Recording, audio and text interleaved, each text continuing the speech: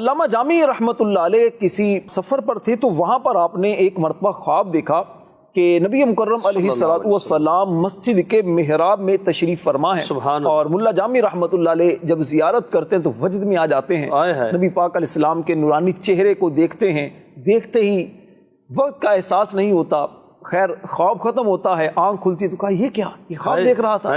ایک ہفتہ ابھی گزرا تھا کہ دوبارہ پھر رخ زیبا کی زیارت نصیب ہو جاتی ہے۔ سبحان اللہ۔ اب جب عشق کی چنگاری جو شعلہ بن کر ایک روشن ہو گئی، مزید عشق نے آپ کو جب تڑپایا تو پھر آپ نے وہاں سے سفر کیا اپنے شہر کی طرف، اور اس دوران آپ نے ایک کلام لکھا۔ کلام کیا لکھا؟ نسیمہ جانب بطحا گزر کن ز احوالم محمد را خبر کن۔ اے مدینہ پاک کی طرف جانے والی ہوا، میری خبر بھی نبی پاک علیہ السلام کی بارگاہ میں پیش کر دے۔ ملا جامی رحمۃ اللہ علیہ جب بہت زیادہ تڑپنے لگے تو نبی پاک علیہ السلام کی پھر دوبارہ زیارت نصیب ہوئی۔ 3 مرتبہ جب نبی پاک علیہ السلام کی زیارت کر لی تو اب کہا کہ اب رہنا مشکل ہے۔ ملا جامی رحمۃ اللہ علیہ نے جب دل سے تڑپ کر نبی پاک علیہ السلام کو پکارا اور پھر اپنے علاقے سے، شہر سے آپ سفر کے لیے روانہ ہوئے کہ ترکی قافلہ مدینہ طیبہ کی جانب رواں دواں تھا۔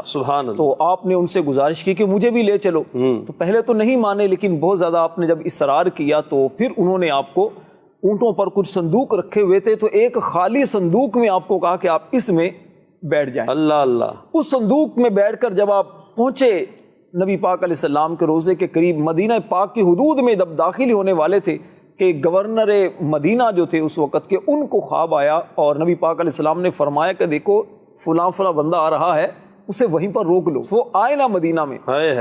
تو ترکی قافلہ جب مدینہ کے قریب پہنچا تو قافلے کو روک لیا گیا، کہا کہ چیکنگ کرائیں۔ انہوں نے بہت زیادہ منت سماجت کی، حضور کچھ نہیں فرمایا، نہیں چیکنگ کراؤ۔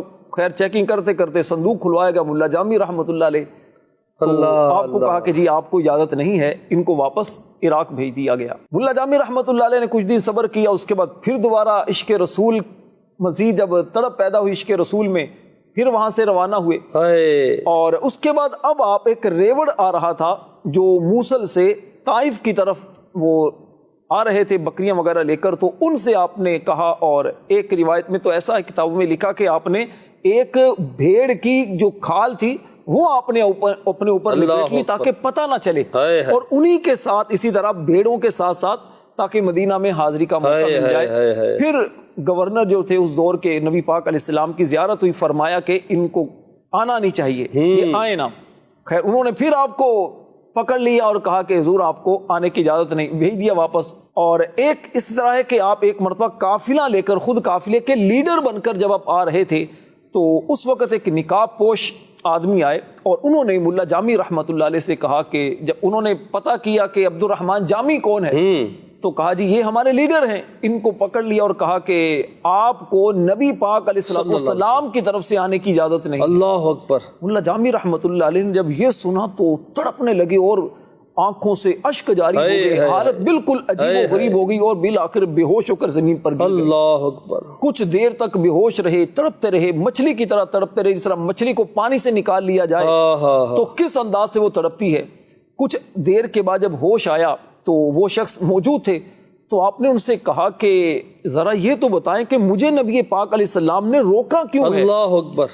کیا مجھ سے کوئی خطا ہو گئی ہے، غلطی ہو گئی ہے؟ انہوں نے عرض کی نہیں حضور، آپ سے غلطی کچھ نہیں ہوئی، بلکہ نبی پاک علیہ السلام نے فرمایا کہ جامی سے کہو تم چلے جاؤ، تم ہمارے پاس نہیں آؤ، کیونکہ جامی اگر آ گیا تو اب ہمیں اس کی محبت کی شدت کا احساس کرتے ہوئے اپنے روضہ انور سے باہر آ کر اس کا استقبال کرنا پڑے گا، زیارت کا شربت پلانا پڑے گا۔